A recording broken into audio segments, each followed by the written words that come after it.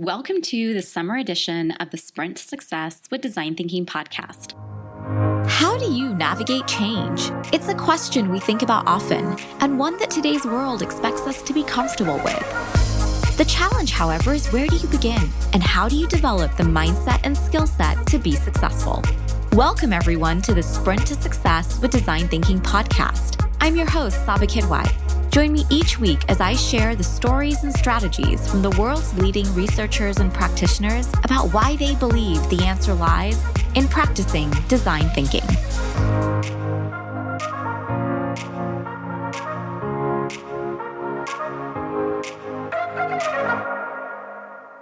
I imagine, and I think what I really enjoy about your work is I feel like you give a really good foundation for here's what's happening, here's what we can do as an industry leader or as like a person in your field. Like, what do you want to do with that information? And like, how are you going to design and how are you going to create kind of things going forward? I am curious, it's a little off topic, but I am curious, given that you kind of brought up that idea of like the welfare state and Germany and just like how their sort of like the infrastructure of their society and their government allows for that kind of work to flourish or that environment to flourish. I really enjoyed your commentary on Twitter around just like all the different current events that have been happening. What do you say to people that maybe like don't appreciate or don't fully understand what those systems are? You know, we hear people say like, that's more of a communist type view, or, you know, people they're very fearful of those kinds of environments. There's the topic of like universal basic income. Like, what are your sort of like thoughts around that? Right. Well, first off, I'm a huge fan of free markets and I love the markets. They do so much. It's a huge wealth generation engine. But one of the reasons markets can be successful is if they have the complementary government support. You know, like I mentioned, education, infrastructure, the rules of the game. You go back to Adam Smith, who wrote The Wealth of Nations. He was very clear you have to have government step in and maintain competition. He said that when businessmen get together, business people get together, they will often end up colluding to restrain trade and hold up prices. And he said that was really bad and government needs to make sure that there's free and fair competition. It doesn't happen automatically. And then, you know, there's some things that are really just value judgments. You know, it's great that the world has created more wealth than ever before. There's more billionaires and millionaires, maybe soon trillionaires than ever before. But we have to decide how we want to allocate the wealth of society. And if we have more people have opportunities, I suspect we'll create even more wealth. But, you know, there's a value judgment about how we divide that up, and different people are going to come down in different ways. Countries like, you know, Germany and Denmark have been able to maintain a market system while also being fairly generous. The United States used to be more like that. We were just talking about the conversation with Michael Dell, and I guess a lot of people don't know that when the United States was growing its fastest in the middle of the 20th century, top income tax rates were about 70%. So that, you know, I'm not necessarily saying that that's the right level, but certainly it's possible to have very progressive income taxes and a lot of growth at the same time. These are discussions that I think our politicians have to have about how we can, you know, have not just prosperity, but shared prosperity. Wow, that is very interesting because I think, you know, it's like one of the challenges with history, right? Like nobody really knows a lot of the history. So that's really great to hear. So you've talked so much about education. I was just wondering, like, if there was an education leader kind of listening to you right now, or if there was a student listening to you right now, what advice might you give the two different groups? My own industry is education. And I have to say, it's one of the ones that's often on the lagging edge of things rather than the leading edge. And, too often, I think people slip into this old-fashioned, you know, have students sit in rows of chairs, listening to lectures, memorize facts, regurgitate different methods of solving things. And all those methods may have once been useful if you wanted to build a mass production economy and workers who could work for Henry Ford and on an assembly line. But it's not at all what we need today. Today, obviously, machines are very good at following rote instructions and memorizing facts. So let's not have humans do those things any more than we'd have human like learn how to multiply 9-digit numbers together. I mean, let's let machines do that.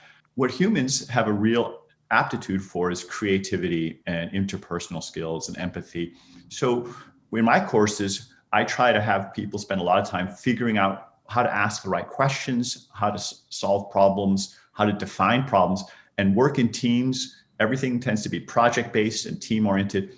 Those are the kinds of skills and practice that people need going forward. And I'm hopeful that more and more educators will experiment with those things. And I think, on that last point about experimenting, I think that's another important thing. I want to be a little bit humble that I don't think I know all the answers about how education should be done, but I do know a method that works. And what I've seen, especially in Silicon Valley, but around the world, is this concept of experimentation or A/B testing, where you try two alternative ways of solving a problem and you see which one works better. That's how why science advanced so much over the past 300 or 400 years. It's beginning to come into business. I hope it's beginning to come into education. And one of the reasons I'm excited about digital education is not just that it's a way of getting knowledge to millions or even billions of people, but it's also a platform that makes it much easier to do this learning and experimentation about how to learn. So what I see at Udacity and Coursera and MITx and Stanford is people trying different ways of structuring a course, different hints or not hints, different formats. And then they see how well people are learning, how engaged they are. And you have a much more rapid feedback loop. And if you're humble and say, hey, we're going to let the data speak, we're going to let the data tell us what works for students and what doesn't work, you're much more likely to make progress and come up with better and better education. I'm actually a little disappointed it hasn't happened faster, but again, being a hopeless optimist, maybe a mindful optimist, I think that over the next 10 years, education is going to get dramatically better. We will see more personalized education, customized to different learning styles, faster learning, and people are going to pick up information and knowledge and skills so much more rapidly in the next 10 years than they did when I was in school. Yeah, and I really appreciate that humility. And it's one of the things that I hope to model through this conversation and through the research that I did, that importance of like collaboration with other industries and other just areas. You know, as an educator, I don't know a lot about economics. Like I can't do the data collection that you do. I can't distill down. I understand that, you know, these skills are different. This is what machines can do. This is what humans can do. But I think being able to understand the importance, I think, of just that cross collaboration, because you actually do totally hit the nail on the head when you say like this routine structure is kind of what's preventing us from moving in that direction. Because my dissertation kind of starts with the second machine age, a lot of these ideas.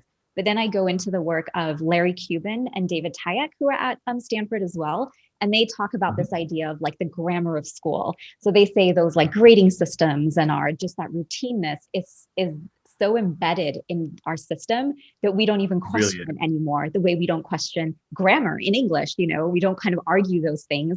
And so really it looked at like, okay, well, how do you then actually take apart that grammar of school and actually redesign the foundation to be able to allow for the types of experiences that you're sharing? It needs the kind of revolution that we described with electricity in the factories. We had these amazing tools, but people keep doing things the same old way. And they need people like you to kind of break the mold and say, hey, there's some very different ways we could be doing things. And not that we've got an exact roadmap of how to do it, but we have to be willing to experiment, because it's impossible that taking a piece of chalk, a piece of stone, and scraping it across a slate piece of rock is still the best way to do things when we have all these new tools available and all this data that's available. So let's think outside the box a little bit about how we can do education better. It's your turn to join the conversation by sharing what you enjoyed or what questions you still have. In a world where time and attention are so valuable, thank you for choosing to listen and for being a part of our Sprint to Success with Design Thinking community.